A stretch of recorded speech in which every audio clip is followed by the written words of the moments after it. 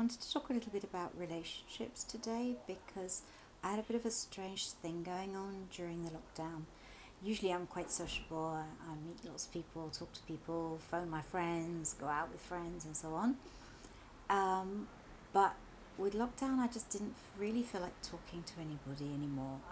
Partly because I was ill, so I didn't want to have to be giving people updates and just talking about my health. And then there was other people who had people they were worried about, and so there was only one subject of conversation, and I just withdrew into myself and into detective novels to escape. And then as things eased up and people started going out, I didn't want to go out anymore. I didn't want to go out in the crowds. I was too used to being safe in my own space, and I didn't want to see anybody. But little by little, we've had a few invites. People say come over. Now we're allowed to go to people's houses, and I had a few dinners, and then I had a fantastic birthday. Thank you to all my girlfriends who came over, and we had girly cocktails, and I remembered what it was like to have a really good laugh, and that did me so much good. But with that kind of getting back to normal, it's not normal for everyone.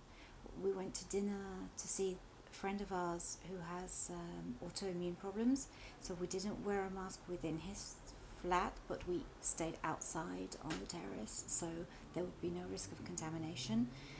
And he has to go everywhere with a mask. He can't take public transport, so he cycles everywhere at the moment. Um, and he knows that he's really at risk and vulnerable. And where he lives, it's a kind of a bit of a younger area than where we live. And he said people are out in restaurants, in cafes, sitting, chatting, partying, and no one is respecting any distancing anymore. Like, people have got tired of it, they've got used to it. It's like, oh yeah, well, we're all right now. And he knows that he himself is in great danger. And that kind of brought it home to me that it's not over, and we still have to be very careful with our relationships. We still have some people that really need to be shielded.